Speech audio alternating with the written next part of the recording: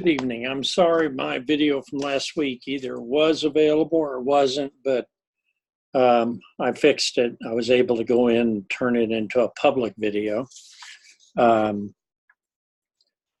I wanted to dedicate this as quickly as I can do it to a discussion of your options for the final unit for the semester. I'm putting the due date as the 12th of December, adding 10 more days.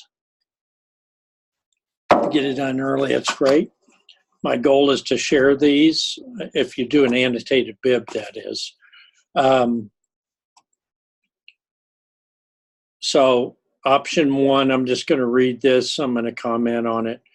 An annotated bib, you can take any kind of source, DVDs, videos, books, magazine articles, websites, etc. These would be something, hopefully, I want this to be something you would be able to actually use at your school or have access to for other teachers.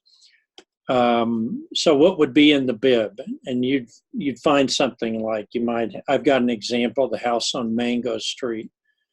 You'll see it in the attached example for tonight's announcement. But I want a 2 or 3 sentence summary of the main idea, what's at work here, what's the key. A sentence stating the value of this item for your school, maybe, what grade level it might be. Would it be good for the Spanish teacher to use it? Would it be good in a history class? Some of you are talking about music.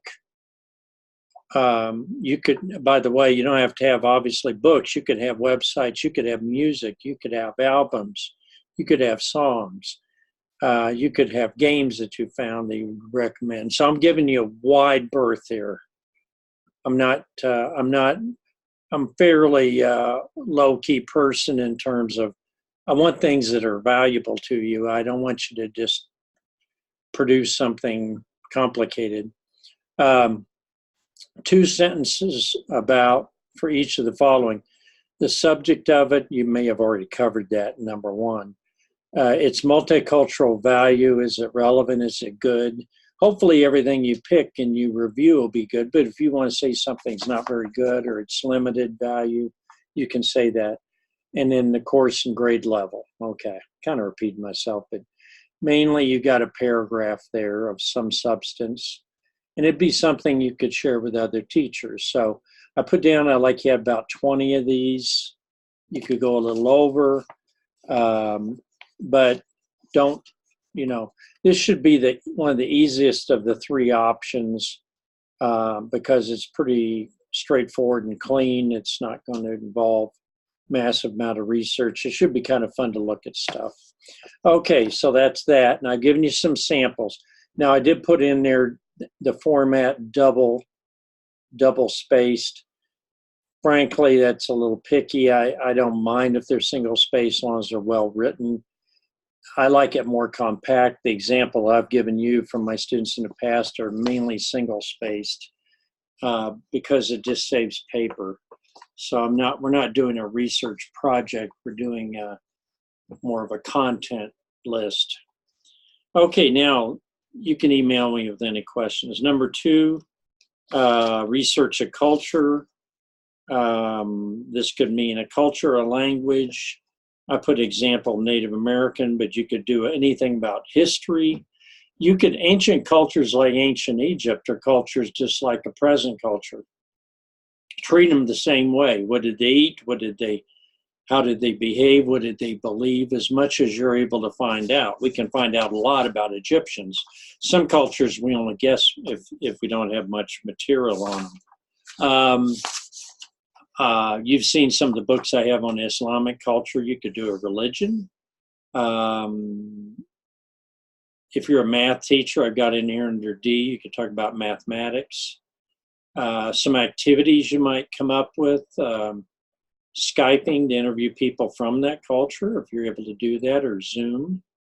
And I encourage you to have like a 2 or 3 page lesson plan, activity plan, whatever you want to call it, something that's useful. You don't have to do a whole big unit on it. And I am allowing people to collaborate on this. So if 2 people want to work on something they share, that's fine. Justify the project, show what the why it's needed, why it would be helpful, like if you're using it in a social studies or a health class or a PE class, you're teaching games from another culture. Why would this be useful? So you can adjust this to whatever level of students you have and whatever grade, whatever subject. So it doesn't have to be controversial at all. In fact, probably you don't want controversy in activities. You want them to be mainly educational. But still, I'm always holding out for the edge. Now, on the others wildcard assignment, I put in things here. Now, one I came up with, and I actually will just talk for a minute about some of the other ideas. I've had people do games. They made up a board game, so I could do that.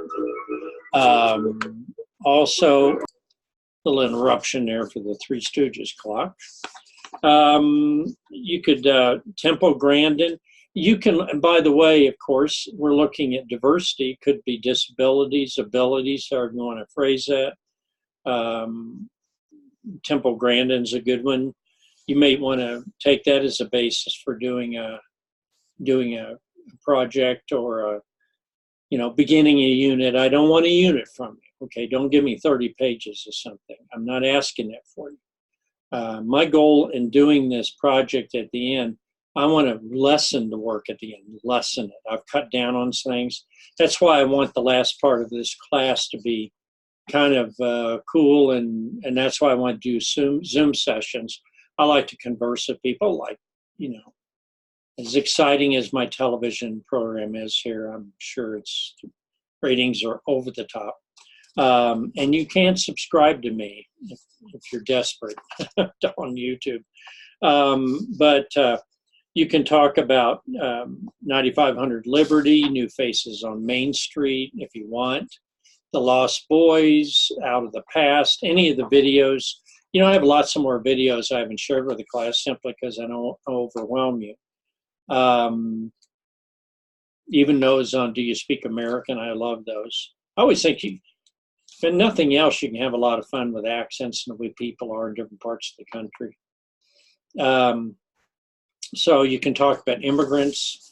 So I just want you to come up with some project that's useful for you, okay? That's my goal here. I'm not assigning research papers that we will now throw in the drawer and never see again. I would like you to have something real and something that you enjoy doing. I don't care if you do a video, and I don't care. You could, I guess, if you had permission, you could have students participate in some activity, but you realize you have to get permission, things like that. So I usually keep clear of that, just keep it adults doing whatever they need to do. So you see that, and it says 5 pages on the back. That's reasonable. So my goal is to continue to give you things that are useful and helpful to you. And this video, being shorter than some of the others, should be very easy to watch. And if you have any other questions, and like I said, I don't mind if you single space on the bib. I put double space when I was doing the official stuff, but frankly, as long as you don't write 2 pages or something, it's not going to overwhelm somebody, just a good solid paragraph about each resource. Did put down 20 of those resources. You can go to websites. Color in Colorado is a really good one. I think I've mentioned that to you. If I haven't, there's one. And books you may like. So if you're an English teacher, you could do poetry, and if you're a history teacher, you do social science, et cetera, et cetera.